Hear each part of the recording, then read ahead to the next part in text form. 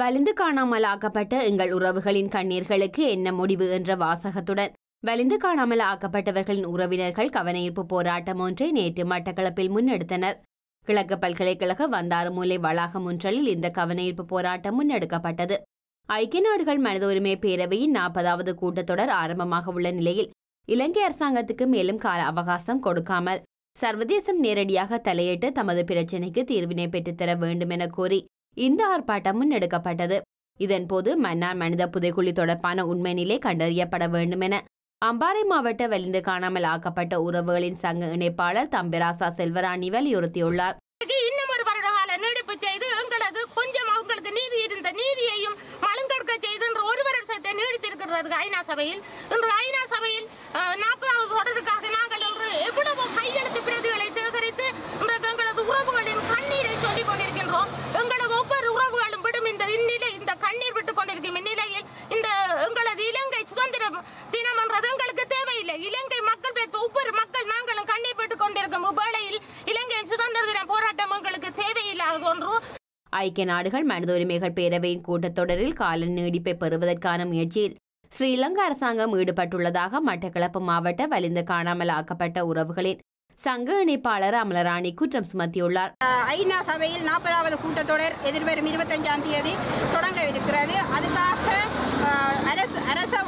அரசு சார்பானாக்கள் நிறைய பேர் இதை கால அவகாசம் கேட்பதற்காக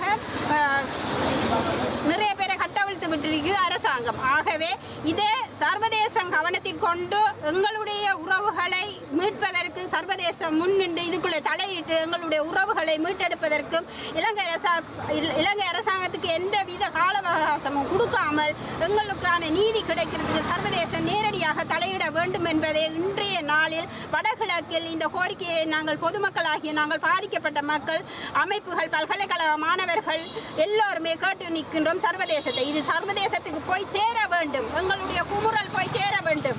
இலங்கை அரசுக்கு சாதகமாக கொடுத்த கால அவகாசம் போதும். இந்த 10 வருடமும் போதும்.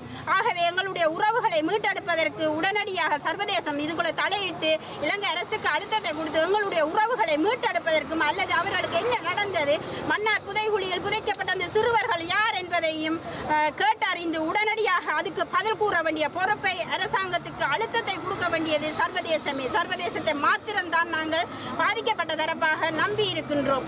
ஆகவே இது சர்வதேசத்துக்கான முழுதாக இது சர்வதேசத்துக்கு போய் சேர்ந்து எங்களுடைய மக்களுடைய குமுறல்களும் கோரிக்கைகளும் போய் சேர்ந்து அவர்கள் உடனடியாக இந்த 3 மாதம் எங்களுடைய தலைவிதியை மாற்ற போகிறார்களா அல்லது நாங்கள் இதே தெருவோரங்களில் வீதியோரங்களில் நாங்களும் எங்கள் பிள்ளைகளும் எங்கள் உறவுகளை தேடிக்கொண்டு தமிழருக்கான நீதியை கேட்டு நிற்பதா என்ற கேள்வியோடு தான் நாங்கள் நிற்கிறோம். ஆகவே சர்வதேசம் இதில் தலையிட்டு எங்களுக்கான பிரச்சனைகளுக்கு தீர்வு தர உடனடியாக முன்வர வேண்டும் என்பதை கேட்கின்றேன். இந்நிலையில் காணாமல் ஆக்கப்பட்டோருக்கான நிரந்தர அலுவலகத்தில் தமக்கு நம்பிக்கை இல்லை என காணாமல் ஆக்கப்பட்டவர்களின் உறவினர்கள் தெரிவிக்கின்றனர். 10 வருடமாக யுத்த நிறுத்தம் முடிந்தும் எங்களுடைய பிள்ளைகள் இன்னும் கைதிகளாகத்தான் இருந்து கொண்டிருக்கிறார்கள். அவர்கள் சித்திரவதைக்கு உள்ளாக்கப்பட்டிருக்கிறார்கள். சின்ன சின்ன பிள்ளைகள், அதாவது போராடின காலத்தில் குற்றம் புரிஞ்சவர்கள் சுதந்திரமாக நடமாடி கொண்டிருக்கிற வேளையில் எங்களோட பிள்ளைகள் ஆயுதமேந்தாத பிள்ளைகள் இன்னும் சிறையில் இருந்து வேதனைக்குரிய அலுவலாகவே இருந்து கொண்டு வேதனைக்குரியதாக இருக்கிறது. அரசாங்கம் நாங்கள் பல தடவைகள் வீதியில் போராடியும் மழை தண்ணியில் வந்து போராடியும் அரசாங்கத்திடம் கேட்டும் எங்களுக்கு பதில் கூறாத பட்சத்தில் நாங்கள் சர்வதேசத்தை கையேந்தி நிற்கிறோம். எங்கள் கடத்தப்பட்ட பிள்ளைகளுக்கு என்ன ஆட்சி எங்கே வைத்திருக்கிறார்கள், எங்களோட பிள்ளைகளுக்கு ஒரு முடிவு தெரியும் வரை நாங்கள் இன்னும் தொடர்ந்து இந்த போராட்டம் நடந்து கொண்டிருக்கும். இன்னொரு அரசாங்கம் நாங்கள் வந்தால் கூட நாங்கள் இந்த போராட்டம் எங்களோட பிள்ளைகளுக்கு ஒரு முடிவு தெரியும் வரைக்கும் நாங்கள் ஓய போவதில்லை.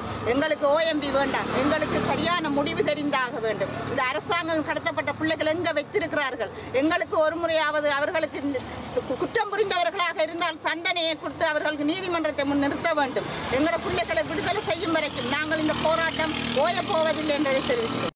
அத்துடன் காணாமல் ஆக்கப்பட்ட தமது பிள்ளைகளுக்கு அரசாங்கம் மரண சான்றிதழ் வழங்குவதை ஏற்றுக்கொள்ளப் போவதில்லை எனவும் அவர்கள் தெரிவித்துள்ளனர். பிரேதமே கையில் கிடைக்காமல் இறந்து விட்டார் என்று ஒரு மரண சான்றிதழை கொடுத்து மனைவி மறுதிருமணமும் செய்ய உத்தரவாதம் அளித்தீர்களா? இதை ஏற்றுக்கொள்ள மாட்டோம். பெற்ற தாய் தகப்பனாக நாங்கள் இருந்தாலும் பெற்ற பிள்ளைகளாக இருந்தாலும் இதை அவர்களுடைய மறுதிருமண வாழ்வை நாங்கள் ஏற்க மாட்டோம்.